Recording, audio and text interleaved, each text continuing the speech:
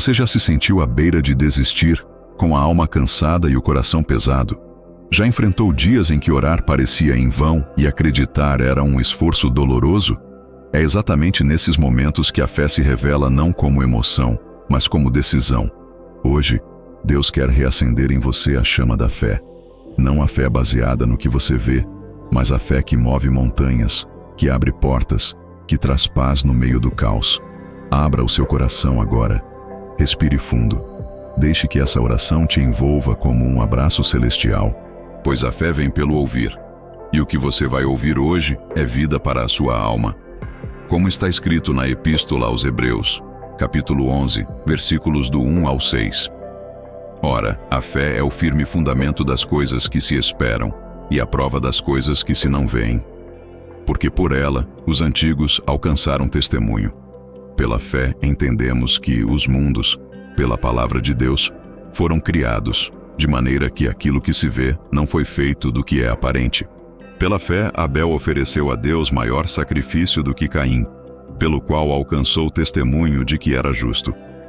Pela fé, Enoque foi trasladado para não ver a morte, e não foi achado, porque Deus o trasladara. Visto como antes da sua trasladação, alcançou testemunho de que agradara a Deus.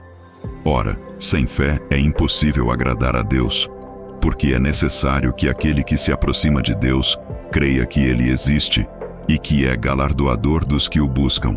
Hebreus capítulo 11, versículos do 1 ao 6. Hoje, você não está aqui por acaso. Esta é uma convocação divina para voltar a crer, para levantar a cabeça e dizer: eu ainda confio em Deus, mesmo sem ver, mesmo sem entender, mesmo com lágrimas nos olhos. Porque a fé não depende do que está ao redor. Ela depende de quem habita dentro de você. Muitas vezes, o maior inimigo da nossa fé não é a dúvida, é a dor. A dor do abandono, da traição, da injustiça. Aquela ferida silenciosa que carregamos no coração, tentando esconder até de Deus. Mas Ele vê, Ele sabe. E mais do que isso, Ele quer curar.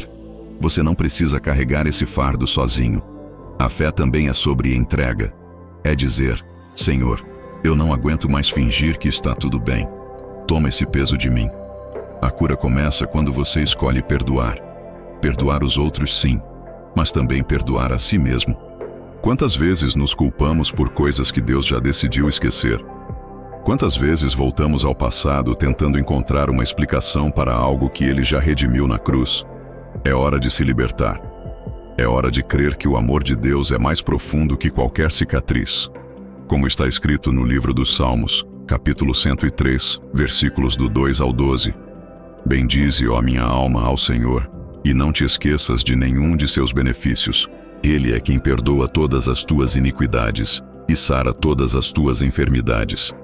Quem redime a tua vida da perdição e te coroa de benignidade e de misericórdia. Quem farta a tua boca de bens, de sorte que a tua mocidade se renova como a águia. O Senhor faz justiça e juízo a todos os oprimidos. Fez notórios os seus caminhos a Moisés, e os seus feitos aos filhos de Israel. Misericordioso e piedoso é o Senhor, tardio em irar-se e grande em benignidade. Não repreenderá perpetuamente, nem para sempre conservará a sua ira. Não nos tratou segundo os nossos pecados, nem nos recompensou segundo as nossas iniquidades. Pois assim como os céus estão altos acima da terra, assim é grande a sua misericórdia para com os que o temem. Quanto está longe o Oriente do Ocidente, assim afasta de nós as nossas transgressões. Salmos, capítulo 103, versículos do 2 ao 12.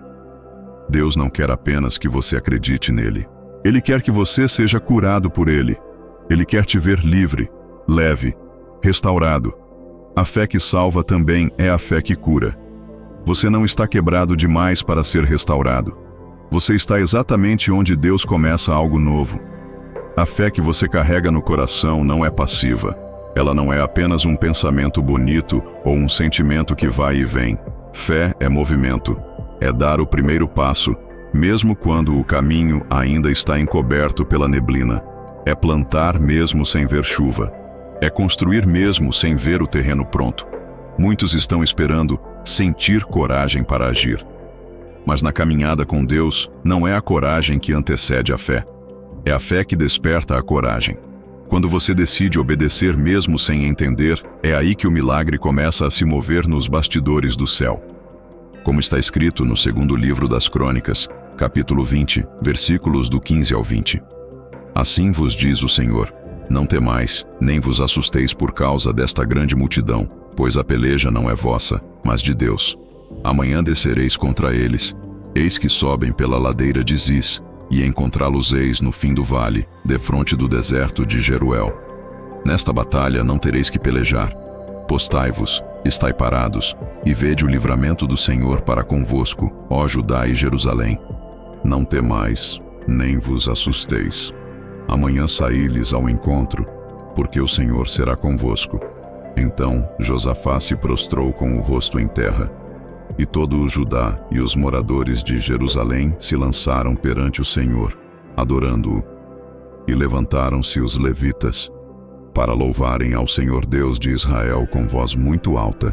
Pela manhã cedo se levantaram e saíram ao deserto de Tecoa. E ao saírem, pôs-se Josafá em pé, e disse: ouvi-me, ó Judá, e vós moradores de Jerusalém. Crede no Senhor vosso Deus, e estareis seguros.